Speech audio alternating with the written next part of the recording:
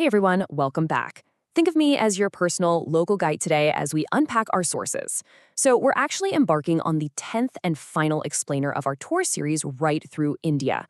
Over the last 9 installments, we've explored so much history and culture based on our source materials. And today we're bringing it all together to witness exactly how ancient traditions weave right into modern marvels. Our source material sets up this final lead perfectly, noting, join me for one last ascent from the freezing glacial peaks to the towering modern valleys. And that is exactly what we're going to do. We're tracing the very flow of water, and really time itself, across the subcontinent.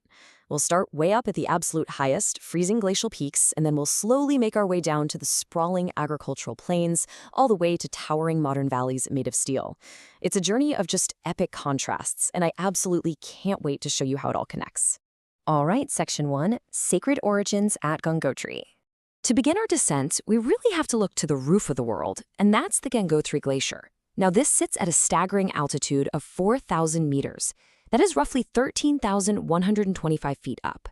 I mean, just imagine the crisp, thin, absolutely freezing air up here. But this isn't just some geographical starting point on a map. For millions of people, this is the literal birthplace of the Ganga River, which are considered the most sacred waters on Earth. Because of that deeply sacred status, thousands of pilgrims actually make their way to this freezing village every single year. The source texts we're looking at describe this intensely sensory, highly spiritual experience. Devotees are bravely submerging themselves right into these shocking, icy currents. It's incredibly demanding physically, but there's this profound belief that these waters wash away sins. They're seeking deep spiritual cleansing as they pray to the goddess Ganga.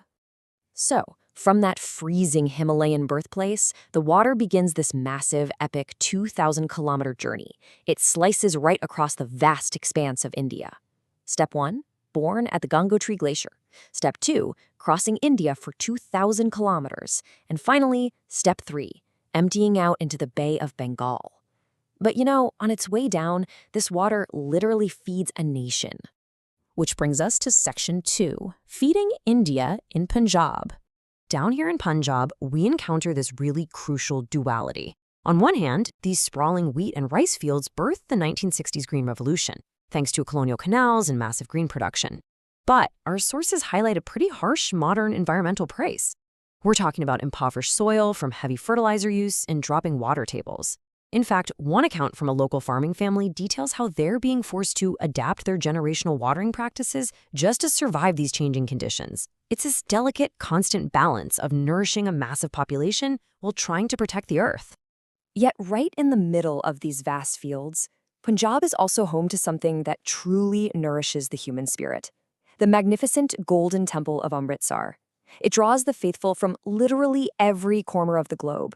And remarkably, as highlighted in our sources, it houses the largest community kitchen on the entire planet. Anyone who visits can eat here completely for free.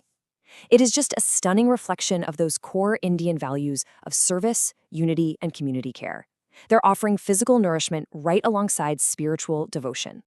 Moving on to Section 3, Rhythms of Shrinking Majuli. So if we drift further down the Brahmaputra River, we reach Majuli. This is the world's largest inhabited river island. But it's facing a pretty devastating reality right now. If you look at historic measurements, this island was an impressive 1,200 square kilometers, or about 463 square miles. But the current measurement? It's under 400 square kilometers. Relentless river erosion is literally washing away the ground right beneath the inhabitants' feet.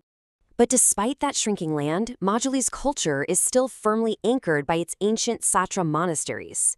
Our sources featured these great reflections from a local student who proudly talks about learning these highly ritualistic mask dances and devotional songs that date all the way back to the 16th century. It's so vital for preserving their heritage. And hey, if you ever travel here, the texts offer a crucial tip. Always dress modestly, and make sure you seek permission from the monks before you photograph these sacred, enduring traditions. It's just a basic sign of respect.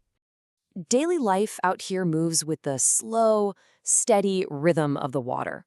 While reading through our sources, I was so struck by this one story of a local fisherman. He was repairing his nets right on the riverbank, and he spoke about the river as being both a provider and a taker. And all around him, you have women weaving high-end baskets. And get this, children rowing small canoes just to get to school.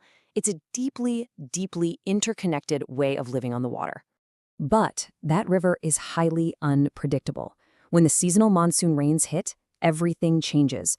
The Brahmaputra expands drastically, and it can fully submerge rice paddies and entire bamboo villages.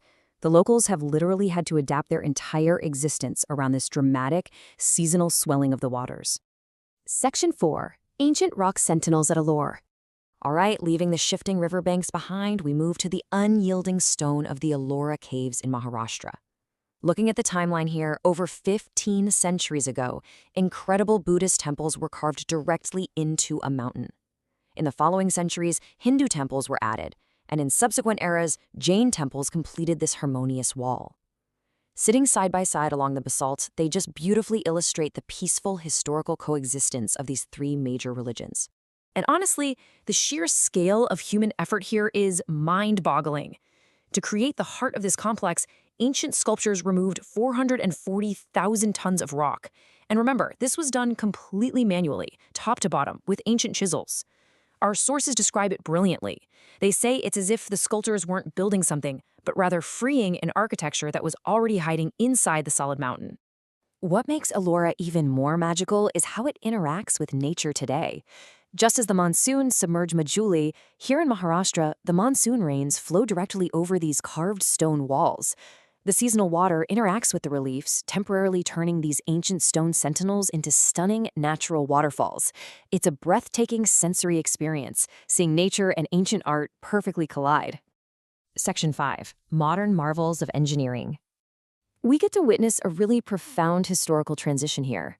At Ellora, we saw ancient artistry, where sculptors spent generations manually freeing architecture from solid mountain rock. But today, modern structural engineering allows for the high-speed assembly of a bronze and steel titan. The tools have obviously changed, from ancient chisels to high-tech machinery, but that human ambition to build incredible monuments, that remains exactly the same. And honestly, nothing represents that modern ambition quite like Gujarat's Statue of Unity. It rises an astonishing 182 meters, or 597 feet high, but it's the specific safety features that make it a true engineering prodigy. It's structurally designed to resist fierce 180-kilometer-per-hour winds, and it can even withstand earthquakes up to a 6.5 magnitude. Now, while ancient temples usually required you to climb steep, exhausting stone steps, this modern marvel guards a high-tech secret. A panoramic elevator transports visitors right up through the interior of the statue, giving you these absolutely stunning views of the nearby dams and the sprawling Satpura mountain chains. It's the perfect modern amenity honoring Sardar Patel's monumental legacy of unifying India's 562 princely states. Section 6. The end of our expedition. Just take a second and think about the epic visual and cultural contrasts we've unpacked from our source materials today. We started with devotees braving the sacred icy origins of the Gangotri glacier. We explored the complex realities of sprawling fields in Punjab and the shrinking, rhythmic islands of the Brahmaputra. We marveled at ancient artisans carving out rock by hand, and finally, we craned our necks at a sky-piercing titan of modern bronze and steel. India is truly a place where every single corner holds a unique story, where ancient devotions and cutting-edge engineering just stand side by side. I really hope the explanations and the stories we've uncovered throughout this Explainer series have enriched your understanding of these source materials. So I have to ask, will this harmonious blend of ancient traditions and towering modern progress inspire you to explore this fascinating subcontinent for yourself? Thank you so much for joining me for this incredible 10-part journey. Keep exploring, keep learning, and I'll catch you on our next adventure.